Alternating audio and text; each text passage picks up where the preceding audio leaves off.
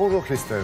Bonjour Alors, Laurent. est-ce que pour le quotidien et aussi pour les repas de fête de fin d'année, le bio c'est un vrai plus pour notre santé? Oui, c'est un vrai plus. D'ailleurs, les Français sont de plus en plus séduits par le bio. Selon les dernières enquêtes sur le sujet, 7 Français sur 10 déclarent en consommer régulièrement, c'est-à-dire au moins une fois par mois.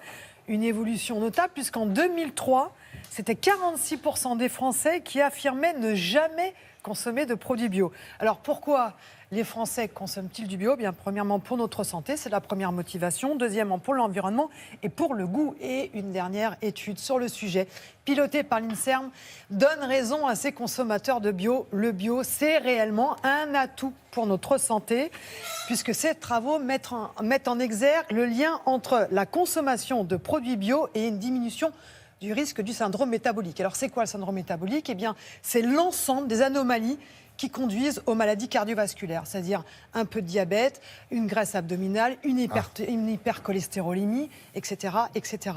Alors pourquoi il y a un lien entre produits bio et syndrome métabolique? Eh bien parce que dans les produits bio, il n'y a pas de pesticides, c'est l'une des pistes avancées, et donc pas de perturbateurs endocriniens, comme nous l'explique Emmanuel Kess-Guillot, directeur de recherche à l'INRA.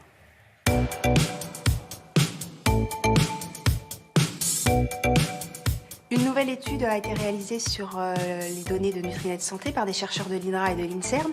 Et nous avons donc montré que les sujets, les individus qui avaient une alimentation bio régulière avaient une probabilité réduite de 30% de développer un syndrome métabolique. Le syndrome métabolique, c'est un regroupement de facteurs de risque, comme une pression artérielle élevée, des taux de mauvais cholestérol élevés, des taux de triglycérides élevés et aussi des taux de sucre dans le sang qui sont élevés. Nous savons que les sujets qui mangent énormément d'aliments bio ont aussi un style de vie qui est plus sain d'une manière globale, et donc nous avons pris en compte tous ces facteurs de façon à vraiment nous focaliser sur le lien entre l'alimentation bio et le risque de syndrome métabolique. Actuellement, on sait très bien que les produits alimentaires bio sont très pauvres en résidus de pesticides qui sont quasiment absents. Et donc, les pesticides peuvent avoir un rôle de perturbateur endocrinien, et des études expérimentales ont montré que ces perturbateurs endocriniens avaient un rôle important sur le métabolisme des graisses et de sucre. Et donc nous pensons qu'il est possible que les individus qui mangent beaucoup d'aliments bio soient moins exposés à ces perturbateurs endocriniens et donc seraient protégés de ces perturbations du métabolisme.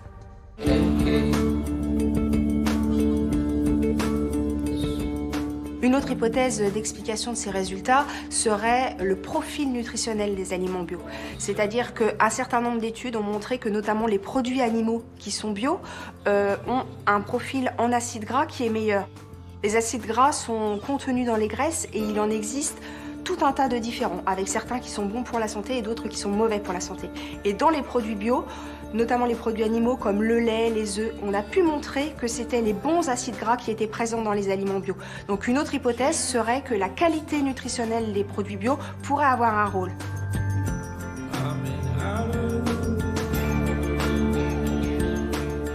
Parmi les autres différences qui existent sur le plan de la qualité nutritionnelle des produits bio, on peut citer par exemple des teneurs en vitamine C qui sont supérieures en règle générale dans la pomme de terre, ou des taux de cadmium, qui est un contaminant, qui sont plus bas dans les céréales bio que dans les céréales conventionnelles. Les consommateurs en France sont de plus en plus attirés par les produits bio. Les chiffres de l'agence bio montrent bien qu'effectivement cette consommation est de plus en plus importante, ce qui vraiment rend compte de l'intérêt des consommateurs pour des produits de meilleure qualité.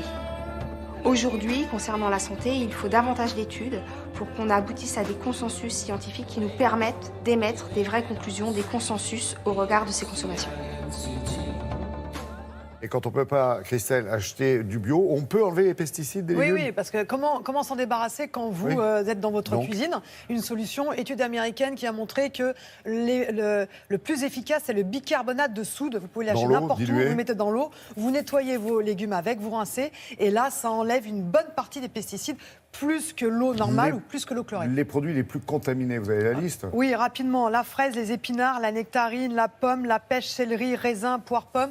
On va tout vous donner sur le site internet. Absolument, et on va le vous mettre aurez sur le même site de la Télématin. liste de ceux qui sont les moins contaminés. Ça marche. Merci beaucoup, Christelle.